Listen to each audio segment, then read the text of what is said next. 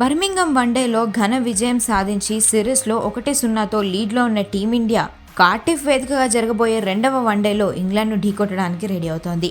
ఈ మ్యాచ్ గెలిచి series lock చేయాలని భారత్ చూస్తున్న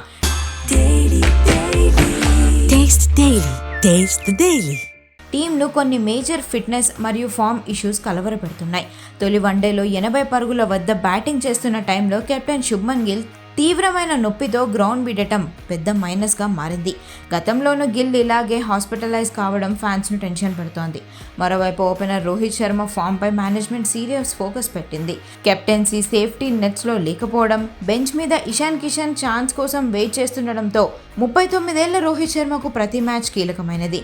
విరాట్ కోహ్లీ మాత్రం అక్టోబర్ 2025 నుండి 77.62 సాలిడ్ యావరేజ్తో ఫుల్ ఫామ్లో ఉన్నాడు.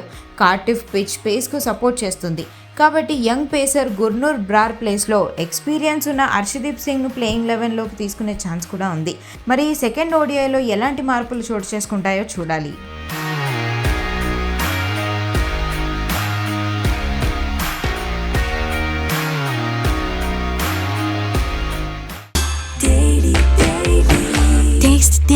Taste the Daily.